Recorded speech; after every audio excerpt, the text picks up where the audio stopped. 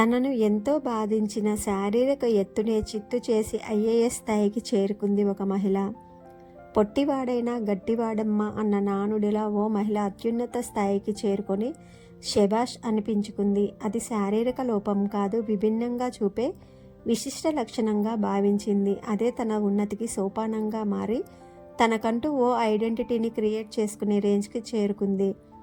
తనను చూడగానే శారీరక లోపం కాదు, సాధించిన విజయమే తలంపుకు వచ్చేలా, అందరి మదిలో చిరస్థాయిగా నిలిచేలా అనితర సాధ్యమైన సక్సెస్ని అందుకుంది.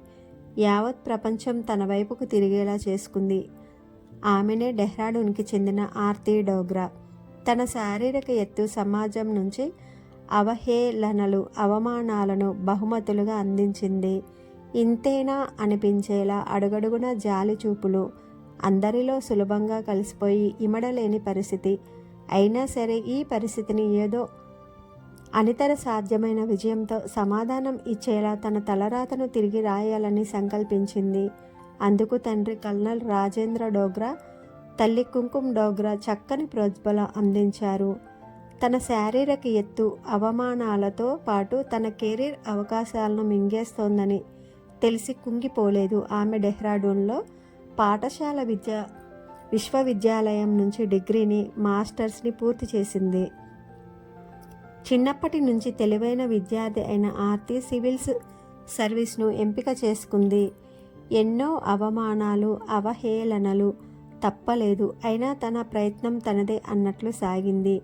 ఈ అమ్మాయి ఐఏఎస్ అయింది. అత్యంత పొట్టి ఐఏఎస్గా చరిత్ర సృష్టించి ఎందరో సివిల్స్ ఔత్సాహిక అభ్యర్థులకు స్ఫూర్తిగా నిలిచింది. శారీరక లోపం అనేది మన అంతరంగంలో ఉన్న విశిష్ట శక్తిని మనకే పరిచయం చేసే సాధనంగా మలుచుకుంటే సాధ్యం కాదనుకున్న విజయాలన్నీ ఒళ్ళో వచ్చి వాలిపోతాయి అంటుంది ఆర్తి. అంతేకాదు, ఆ సక్సెస్ ఆమె శారీరక ఎత్తుని చూడనీయలేదు. ఒక్క విజయంతో వేలెత్తి చూపే మాటలన్నింటికీ తగిన సమాధానం ఇవ్వడం అంటే ఇదేనేమో. ప్రస్తుతం ఆర్తి రాజస్థాన్లో సమాచార సాంకేతిక కమ్యూనికేషన్ శాఖ కార్యదర్శిగా పనిచేస్తున్నారు. ఎవరైనా మనల్ని అవమానం చేస్తే దేహి అని వాళ్ళ కాళ్ళ మీద పడకూడదు. పట్టుదల ఉంటే కానిది ఏదీ లేదు.